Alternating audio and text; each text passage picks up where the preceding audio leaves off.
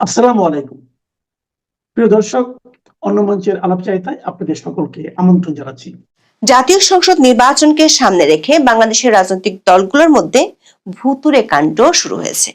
একদিকে সংসদ নির্বাচনে অংশ নিতে অবলীলায় নিজের হাতে গড়া দল বা সংগঠন ছেড়ে বড় দলে যোগ দিচ্ছেন পরিচিত কয়েকজন রাজনীতিক। মুক্তিযুদ্ধ করা বড় নেতা ফুল হাতে সহাস্য যোগ দিচ্ছেন মুক্তিযুদ্ধের বিরোধিতা করা জামাত ইসলামীর জোটে। কিংস পার্টি এনসিপির শীর্ষ নেতাদের এতদিনের পরিকল্পনা বুঝতে না পেরে হঠাৎ করে আকাশ ভেঙে পড়েছে দলটির অনেক নেতার মাথায়।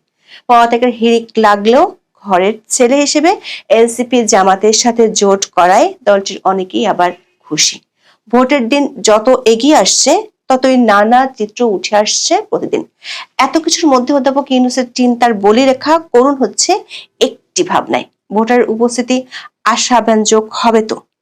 গত কয়েকদিনের রাজনৈতিক দলগুলোর কার্যক্রম পর্যবেক্ষণে দেখা গেছে আগামী নির্বাচনে আওয়ামী লীগের অংশগ্রহণ না থাকায় অনেকটাই একপক্ষীয় ভোট বা আমরা মামুরা টাইপের ভোট হওয়ার আশঙ্কাই বেশি। এক্ষেত্রে অন্তর্বর্তী সরকার যথাসম্ভব ভোটারের অংশগ্রহণ বাড়াতে প্রচেষ্টা শুরু করেছে। এমন পরিস্থিতিতে অধ্যাপক ইউনূস ও তার সরকারের জন্য দুশ্চিন্তার বড় কারণ হলো কার্যক্রম নিষিদ্ধ থাকা আওয়ামী লীগ এবং দলটির সভানেত্রী শেখ হাসিনা। 28 ডিসেম্বর শেখ হাসিনা দিল্লি থেকে দলীয় নেতাকর্মীদের উদ্দেশ্যে কড়া বার্তা দিয়ে বলেছেন, আওয়ামী লীগকে ছাড়া নির্বাচন হলে সে নির্বাচনে আওয়ামী লীগের ভোটাররা ভোট দিতে যাবে না। দলটির একাধিক সূত্রে জানা গেছে, গত 2 সপ্তাহে কলকাতায় থাকা দলের 1.5 ডজন নেতাকে দিল্লিতে ডেকে নিয়ে শেখ হাসিনা নির্দেশ দিয়েছেন সামনের দিনগুলোতে কি করতে হবে। এসব কর্মসূচি শুরু হতে পারে বাংলাদেশে নিযুক্ত মার্কিন রাষ্ট্রদূত ব্রেন্ট ক্রিস্টেনসেন ঢাকায় যোগ দেওয়ার পর। 11 জানুয়ারি ব্রেন্ট ঢাকায় আসার পর রাজনৈতিক দলগুলোর সাথে বৈঠক করবেন। সূত্রগুলো বলছে, নির্বাচনের আগে আওয়ামী লীগ ইস্যুতে অন্তর্বর্তী সরকারকে আরো এক দফা বিদেশি শক্তিগুলোর সাথে বোঝাপড়ায় যেতে হবে। বিস্তারিত জানতে চলুন যাওয়া যাক বিশ্লেষণে।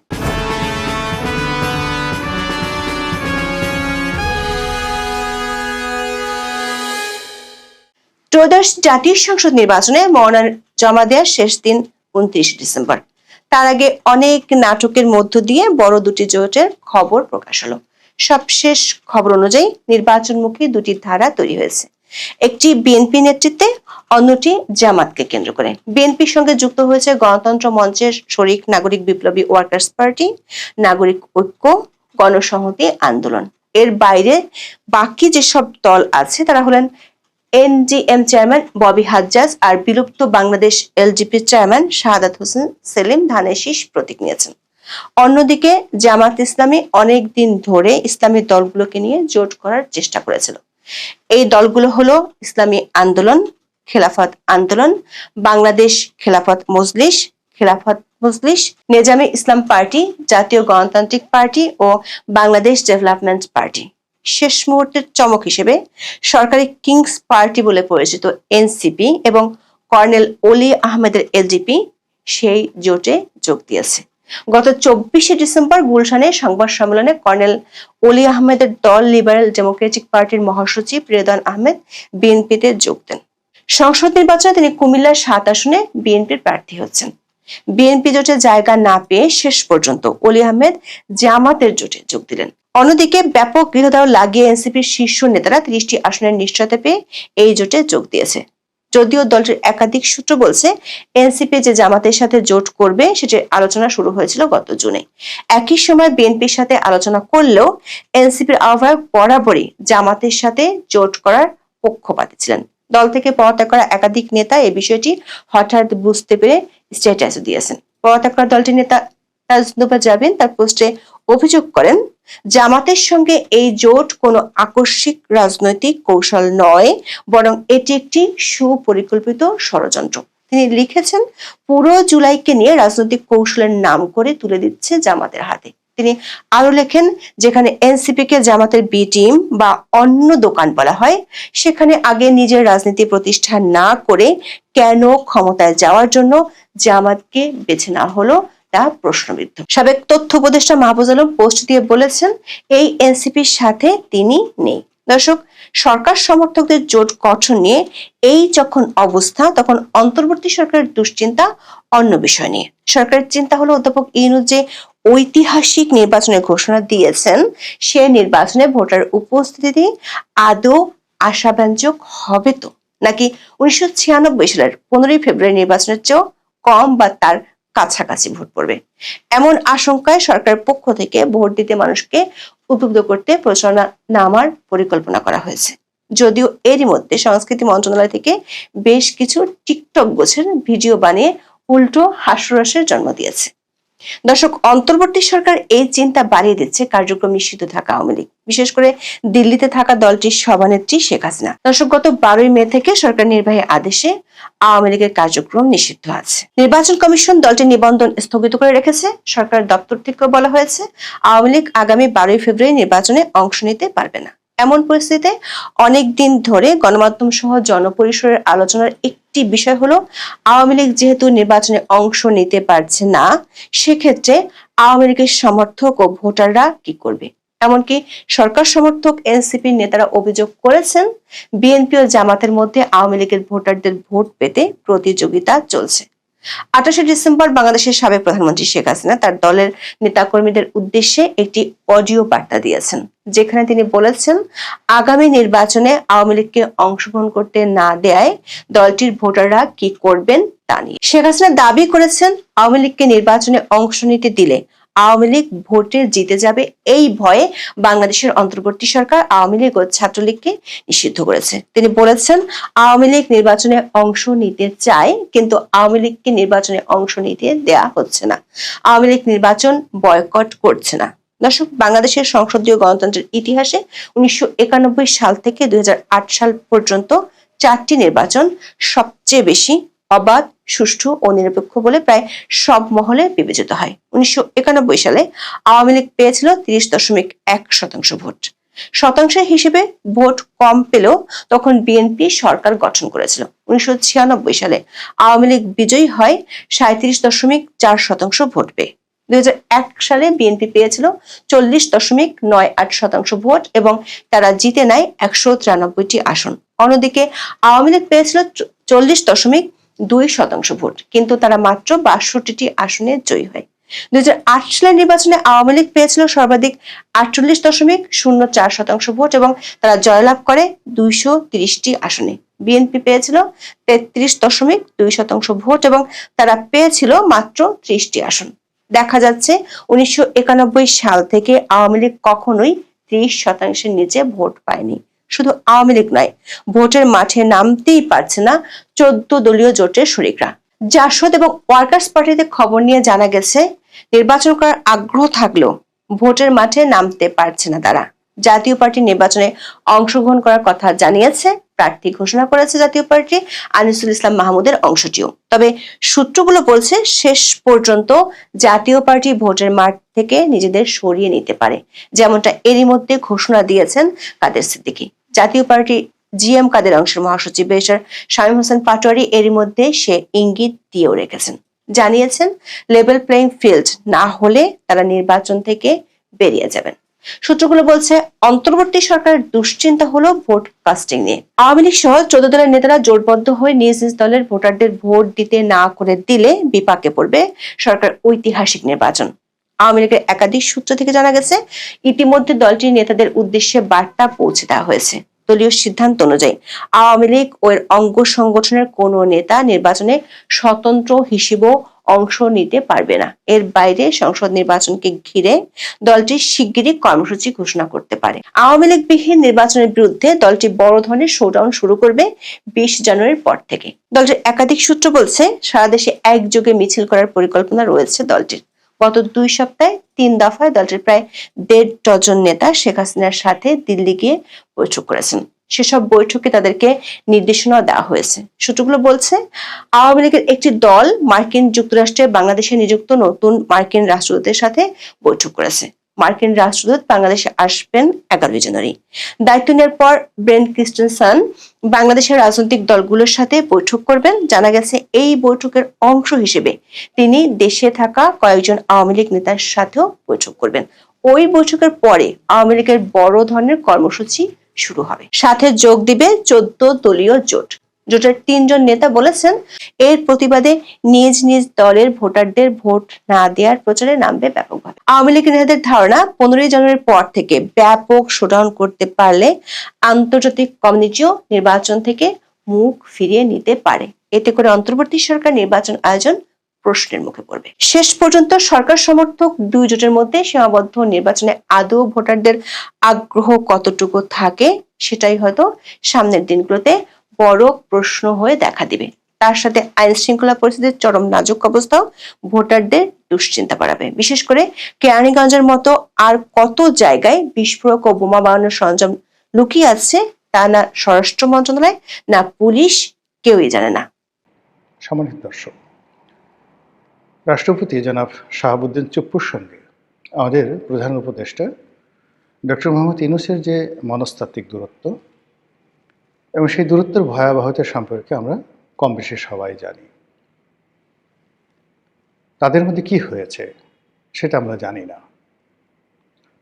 আপাত দৃষ্টিতে আমরা যেটা দেখলাম সেটা হলো যে জুলাই আগস্ট গণঅভ্যুত্থানের পর যখন ডক্টর মোহাম্মদ ইউনূস সরকারের অভিষেক হলো, সেক্ষেত্রে শাহাবুদ্দিন চুপ্পু তিনি সরকারের অনুগত রাষ্ট্রপতি রূপে তিনি সকলের শপথ বাক্য পাঠ করালেন এবং যতটা অপমানিত হওয়া যায়, যতটা লাঞ্ছিত হওয়া যায়, ঠিক ততটা অপমানিত লাঞ্ছিত হয়ে তিনি অনেকগুলো বিষয় মুখ বুজে সহ্য করলেন। বিভিন্ন দূতাবাস থেকে তার ছবি সরিয়ে ফেলা হলো, তাকে বঙ্গভবন থেকে বের করার জন্য মবের সৃষ্টি করা হলো, অকথ্য অশ্লীল অশ্রাব্য ভাষায় তাকে গালাগাল দেওয়া হলো এবং তিনি চুপ থাকলেন। এরপর যেটা হলো যে তিনি বিদেশে যেতে চাইলেন। তাকে তো বিদেশে যেতে দেওয়া হলোই না, বরং বিদেশ থেকে রাষ্ট্রপতির বরাবরে যে কয়েকটি চিঠি এসেছিল সেই চিঠিগুলো তাকে হস্তান্তর করা হয়নি। তার প্রেস এবং মিডিয়া দেখার জন্য বাংলাদেশের যে রাষ্ট্রীয় কালচার আছে সেই কালচার অনুযায়ী সেই যে কোনো ঘটনা, অর্থাৎ একজন রাষ্ট্রদূত যাবেন, তার নিকট দেখা করবেন, বঙ্গভবনে যারা যাবেন, সেই বিষয়গুলো সংবাদ মাধ্যমে জানানোর জন্য রাষ্ট্রপতির একটা প্রেস উইংস ছিল। এটাকে উইথড্র করে নিয়ে যাওয়া হয়েছে, ফলে আসলে উনি ওখানে কার্যত গৃহবন্দী অবস্থায় আছেন।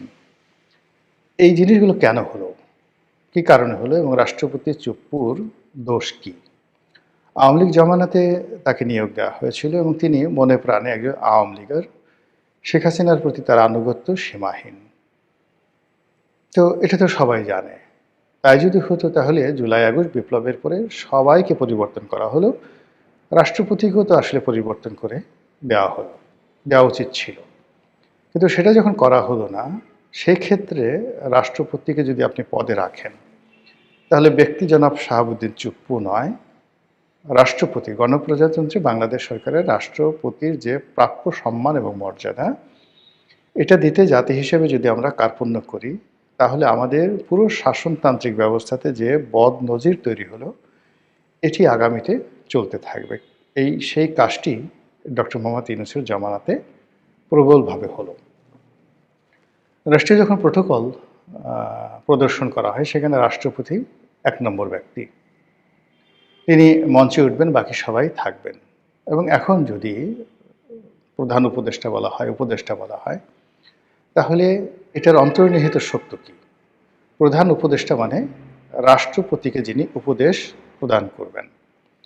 তো রাষ্ট্রপতিকে যিনি উপদেশ প্রদান করবেন, উপদেষ্টা, তিনি তো আসলে রাষ্ট্রপতির সাথে বড় হন না। এবং আমাদের দেশে যে সরকার ব্যবস্থা, পার্লামেন্টারি ফর্ম অফ গভর্নমেন্ট, এখানে প্রধানমন্ত্রী সরকারের এক্সিকিউটিভ প্রধান।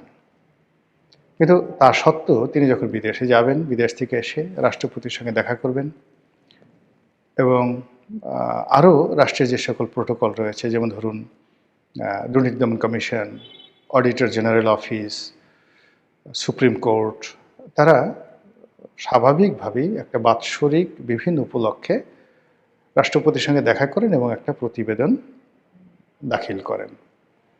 তো এই কাজগুলো ছাড়াও রাষ্ট্রপতি পদাধিকার বলে বাংলাদেশের সকল বিশ্ববিদ্যালয়গুলোর চ্যান্সেলর। ফলে সেই সকল বিশ্ববিদ্যালয়ের যে সমাবর্তন অনুষ্ঠান, সেখানে তাকে দাওয়াত করা হয় এবং তিনি নিজে যান, অথবা সমাবর্তনে কে অতিথি হবেন সেটা অনেক ক্ষেত্রে তিনি বলে দেন, অথবা তিনি অপারগতা প্রকাশ করলে বিশ্ববিদ্যালয়ের যে সিন্ডিকেট রয়েছে তারা অন্য কাউকে প্রধান অতিথি হিসেবে সেখানে বরণ করে নেন। কিন্তু এখানে প্রথম অগ্রাধিকার হলো রাষ্ট্রপতির।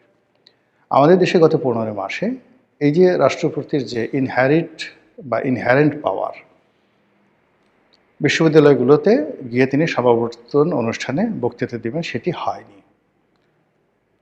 দ্বিতীয়ত হলো যে সামরিক বাহিনীর অনেকগুলো অনুষ্ঠান থাকে, সেই অনুষ্ঠানের কিছু অনুষ্ঠানের নামই আছে রাষ্ট্রপতির কুচকাওয়াজ অনুষ্ঠান। তো যেখানে রাষ্ট্রপতির কুচকাওয়াজ অনুষ্ঠান হবে সেখানে রাষ্ট্রপতি প্রধান অতিথি থাকবেন, তিনি উপস্থিত হবেন, এটাই স্বাভাবিক। এ সকল অনুষ্ঠানে রাষ্ট্রপতিকে যেতে দেওয়া হয়নি, বাধা তৈরি করা হয়েছে। আমাদের দেশে প্রতি বছর 16 ডিসেম্বর তারিখে যে ন্যাশনাল প্যারেড গ্রাউন্ডে সকল বাহিনীগুলোর প্যারেড প্রদর্শন করা হয়, সেখানেও রাষ্ট্রপতি প্রধান অতিথি থাকেন, তিনি সালাম গ্রহণ করেন। গত 2 বছরে সেটি করা হয়নি। সবাই ধরে নিয়েছেন যে ডক্টর মোহাম্মদ ইউনূস তিনি রাষ্ট্রপতির এই কর্তৃত্ব মানতে চান না। ইউনূস সাহেব মঞ্চে বসে থাকবেন বা মঞ্চে উঠতে পারবেন না, তিনি দর্শক সারিতে বসে থাকবেন আর মঞ্চে দাঁড়িয়ে সালাম গ্রহণ করবেন রাষ্ট্রপতি। এটা দেখতে ডক্টর মোহাম্মদ ইউনূসের জন্য ভীষণ রকম বিরক্তিকর। ফলে এই জিনিসগুলো হয়নি। আর আমরা ধরে নিয়েছি যেহেতু এটা একটা ডক্টর ইউনূসের জমানা, আগে যেভাবে শেখ হাসিনার কথা মতো সব কিছু হতো, এখন ডক্টর মোহাম্মদ ইউনূসের কথা মতো সব কিছু হবে, এটাই স্বাভাবিক।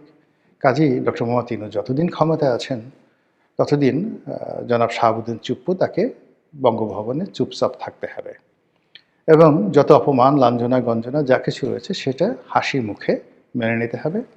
এবং সরকারের পক্ষ থেকে যে সকল কাগজ যাবে, পত্র যাবে, দলিল যাবে, দস্তাবেজ যাবে, তিনি কোনো রকম প্রশ্ন না করে সেগুলো দস্তখত করে দিবেন। এটা যখন স্বাভাবিক, ঠিক সেই সময়টাতে আমরা দেখলাম যে বঙ্গভবনের সানাই নহবত আবার বেজে উঠল। বঙ্গভবনের যে আলোক উজ্জ্বল যে বর্ণচ্ছটা, সেটা আবার নতুনভাবে যাকে বলা হয় সারা বাংলাদেশে আভা বিতরণ করল। আর সেই ঘটনাটা ঘটল বাংলাদেশের নতুন প্রধান বিচারপতি তার অভিষেক বা শপথ গ্রহণ অনুষ্ঠানকে উপলক্ষ করে। আপনারা জানেন যে আমাদের দেশের প্রধান বিচারপতি অত্যন্ত গুরুত্বপূর্ণ ব্যক্তি। আর এইবার যিনি প্রধান বিচারপতি হয়েছেন তিনি আরও অনেক কারণে গুরুত্বপূর্ণ। তার একটা বর্ণাঢ্য ক্যারিয়ার আছে এবং তার বাবা বাংলাদেশের খুব নামকরা একজন বিচারপতি ছিলেন, জাস্টিস আব্দুর রহমান চৌধুরী। আমার সৌভাগ্য হয়েছিল তার সঙ্গে অনেক দিন একত্রে কাজ করার। আমাদের একটা সাংস্কৃতিক সংগঠন আছে, মানে আমি আগে খুব অ্যাক্টিভ ছিলাম, এখন অতটা অ্যাক্টিভ নেই, কিন্তু যখন আমি কলেজে পড়তাম তখন সেই সংগঠনটির সঙ্গে আমি খুব যাকে বলা হয় ওতপ্রোতভাবে জড়িত ছিলাম বিশ্ববিদ্যালয় জীবন পর্যন্ত, টানা 6-7 বছর। সেই সংগঠনটির নাম হলো তমুদ্দুন মজলিস। তো জাস্টিস আব্দুর রহমান চৌধুরী তিনি এই তমুদ্দুন মজলিসের একজন মেন্টর ছিলেন। আর তিনি যখন ছাত্র ছিলেন তখন সেই 50-এর দশকে প্রিন্সিপাল আবুল কাসেমের জমানাতে তিনি আমারই মতো একজন কর্মী ছিলেন তমুদ্দুন মজলিসের, এবং সেই কথা বলে তিনি গর্ব অনুভব করতেন। তো তার আছে বর্ণাঢ্য রাজনৈতিক অভিজ্ঞতা, মানে বর্তমান যিনি প্রধান বিচারপতি তার বাবার আব্দুর রহমান চৌধুরীর বর্ণাঢ্য রাজনৈতিক অভিজ্ঞতা। তিনি আইনজীবী হিসেবে খুবই প্রমিনেন্ট ছিলেন, বিচারপতি রূপে খুবই প্রমিনেন্ট ছিলেন, এবং সবচেয়ে বড় কথা হলো তিনি একজন ভাষা সৈনিক ছিলেন। 52 ভাষা আন্দোলনের একজন অগ্রগামী নেতা ছিলেন এবং ওই সময়টাতে সম্ভবত তিনি ডাকসুরও নেতা ছিলেন। খুব উঁচু বংশের লোক, গায়ের রং, চেহারা সুরত দেখলেই আপনার কাছে মনে হবে যে এরা আমাদের মতো অর্ডিনারি বাঙালি নন। তো সেই ভদ্রলোকের সন্তান এখন বাংলাদেশের প্রধান বিচারপতির ছেলে বিচারপতি। তো সেই দিক থেকে এই যে তার যে উচ্চ আদালতে তার যে অভিষেক, এটা দ্বিতীয় প্রজন্ম। তার বাবা প্রথম প্রজন্ম, তিনি দ্বিতীয় প্রজন্ম। আর অন্য একটা বক্তব্যে তিনি বলেছেন যে আইনজীবী হিসাবে এটি তিনি তৃতীয় প্রজন্ম। সম্ভবত তার দাদাও খুব বড় আইনজীবী ছিলেন। তিনি বিচারপতি হননি, কিন্তু আইনজীবী ছিলেন। তো তৃতীয় প্রজন্মের আইনজীবী আর দ্বিতীয় প্রজন্মের বিচারপতি। আর মাশাআল্লাহ তার যে চেহারা ছিল তার বাবার মতোই অসম্ভব সুন্দর। এবং আমার মানে আরও ভালো লাগছে যে আমি ঢাকা বিশ্ববিদ্যালয়ের যে ডিপার্টমেন্টের ছাত্র ছিলাম, আইন বিভাগের, বর্তমান বিচারপতি সেই বিভাগেরই অগ্রজ, বড় ভাই। তো এই মানুষটির অভিষেক অনুষ্ঠান হলো বঙ্গভবনে, এবং সেই বঙ্গভবনের অনুষ্ঠান উপলক্ষে বাংলাদেশের যে গত 16-17 মাস ধরে যে কোর্স অফ অ্যাকশন, বঙ্গভবন কেন্দ্রিক কোর্স অফ অ্যাকশন, এটি রীতিমতো উল্টে গেল। আমরা দেখলাম যে প্রধান বিচারপতির অভিষেক উপলক্ষে সেখানে যাকে বলা হয় রাষ্ট্রপতি, যেখানে মেহমানে আজিম, মেন্টর, প্রধান ব্যক্তি, রাষ্ট্রের কর্তা ব্যক্তি, এটাকে মেনে নিয়ে ডক্টর মোহাম্মদ ইউনূস সেখানে উপস্থিত হলেন। যথারীতি তিনি শপথ বাক্য পাঠ করলেন। তিনি সম্মুখ সারিতে, দর্শক সারিতে বসে রইলেন। যখন জাতীয় সঙ্গীত হলো, মানে বঙ্গভবনের যে নর্মাল প্রোটোকলগুলো হলো, সেই প্রোটোকলে তিনি অর্থাৎ রাষ্ট্রপতি একেবারে অন্য সময়গুলোতে তার গুড ডেজে যেভাবে তিনি দায়িত্ব পালন করতেন ওইভাবে দায়িত্ব পালন করলেন। আর একজন অনুগত প্রধান উপদেষ্টা রূপে ডক্টর মোহাম্মদ ইউনূসের যেভাবে আনুগত্য দেখানো দরকার ছিল, ঠিক সেইভাবে তিনি আনুগত্যটা দেখালেন। এখন প্রশ্ন হলো যে হঠাৎ করে ডক্টর মোহাম্মদ ইউনূসের কী হলো? তিনি এখানে কেন গেলেন? না গেলে কি হতো? বা তিনি এখানে কেন গেলেন?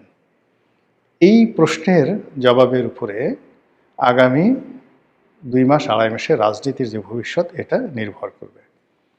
দ্বিতীয়ত হলো যে জনাব শাহাবুদ্দিন চুপ্পু, তার মধ্যে যে দৃঢ়তা দেখা গেল, তিনি পুরো অনুষ্ঠানে যেভাবে মুচকি মুচকি হাসছিলেন, ফলে এটাকে একটা নেহায়েত অনুষ্ঠান বা ওই দিনের জন্য এই ঘটনাটা ঘটেছে, দ্বিতীয়বার ঘটবে না, এরকম মনে হয়নি। মনে হলো যে উনি প্রাণ ফিরে পেয়েছেন। এবং বঙ্গভবন যেভাবে সাজানো হয়েছে, যেভাবে পানির ফোয়ারাগুলো সেখানে যাকে বলা হয়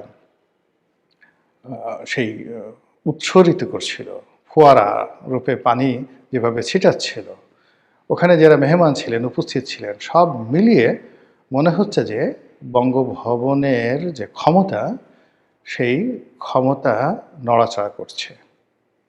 বঙ্গভবনের ক্ষমতা নতুনভাবে বিকশিত হচ্ছে। এবং বঙ্গভবনে যারা কর্তা ব্যক্তি রয়েছেন, তাদের সকলের মানচিত্র, চোখের মানচিত্র, মুখের মানচিত্র, অভিব্যক্তি, সব কিছুর মধ্যে একটা নতুন আভা আমি দেখতে পেয়েছি সেই অনুষ্ঠানে। যারা সামরিক কর্মকর্তা ছিলেন, বেসামরিক কর্মকর্তা ছিলেন, যারা আর্দারলি ছিলেন, মিডিয়াতে বা মানে ভিডিওতে যে তাদের যে বডি ল্যাঙ্গুয়েজ আমি দেখেছি, মনে হচ্ছে যে তাদের মধ্যে নতুন একটা সাড়া পড়ে গেছে। হঠাৎ করে এটা কেন হলো? এটা কি তারেক রহমান সাহেবের বাংলাদেশে আসার কারণে? এটি কি একটা নতুন গণতন্ত্রের যে অভিযাত্রা, সেটির কারণে? সামনে একটা ইলেকশন আসছে, সেই ইলেকশনের পরেও প্রথা অনুযায়ী রাষ্ট্রপতি আরও কিছুদিন থাকবেন, এবং ইলেকশনের যেদিন মানে নতুন সরকার শপথ নেবে সেদিনই ডক্টর মোহাম্মদ ইউনূসের ক্ষমতা শেষ, এই কারণে? নাকি অন্য কিছু, যা কিনা আরও গভীর, যা কিনা আরও সুদূর প্রসারী? আল্লাহই ভবিষ্যৎ ভালো জানেন। আমাদের জন্য যেটি ভালো সেটিই যেন হয়। আসসালামু আলাইকুম ওয়া রাহমাতুল্লাহি ওয়া বারাকাতুহু।